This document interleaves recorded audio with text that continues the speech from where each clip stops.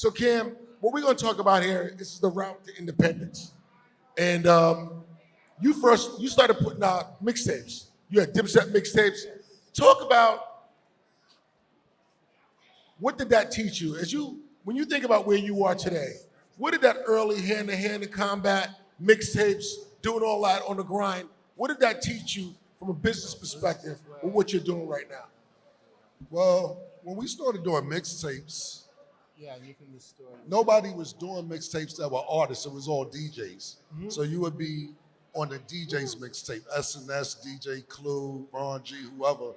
And we had so much music that we said, let's put out our own mixtapes, because you would have to wait for the label if you wanted to get your artist out there or a DJ to put it on the mixtape and so on and so forth. But what it taught me was to take matters into your own hands. Oh, it taught you to take matters into your own hands. Well, I did take matters into my own hands. And then that way I started getting deals for Jim Jones and Joel Santana. Instead of waiting for my project to come out, we started funneling our music through the street. And the process kind of went quicker. But then everybody started doing mixtapes. G-Unit started doing mixtapes. Fabulous. Then they started having mixtape websites. But I didn't want to wait for anybody. We didn't have the tools that we have today. It wasn't any social media. It wasn't any internet. We basically had to go word of mouth and put it in people's hands. And so word of mouth, you're creating the buzz. This is before you got the deal with Dipset? You doing this in between? Yeah, yes. So basically I just got signed to Rockefeller. I was leaving Sony, going to Rockefeller, but I knew I wanted to start a movement with the Diplomats. And I knew if I just got to Rockefeller, it was going to take a while to do that, and I didn't want to wait a while. So I started putting my artists on the mixtapes, and then Kevin Lyles, Leo, everybody was like, we love what you got going on. And they ended up doing the deal through Rockefeller. Def Jam, that is. Dope. Yeah.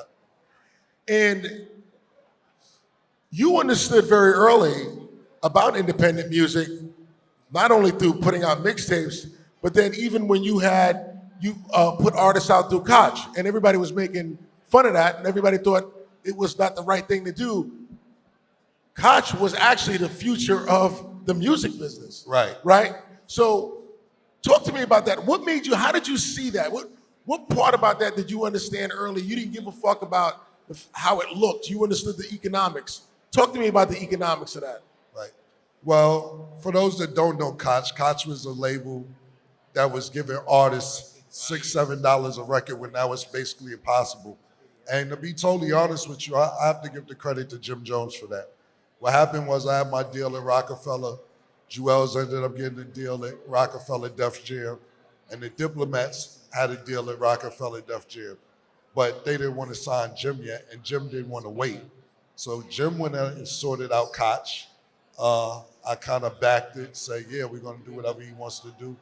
Work with Michael Koch, Alan Grumblack, and we were starting to get $7, $8 a record when that was basically unheard of. But by the way, I just got to put this in perspective. Right. You're selling a CD for $16.99, and you're getting $8 a record. Everybody else is getting $1.20 a record, maybe. If that. Maybe. Right. Maybe. Exactly. If you get that. A lot of times what they do is say that we're going to give you a big advance on your next project.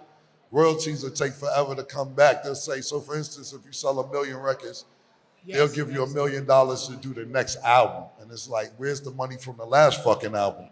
So Koch wasn't doing that. They was playing ball fair. Then you hear, at this time, you got to realize only people who was doing that was like Master P, Cash Money you hear about. They just getting distribution deals.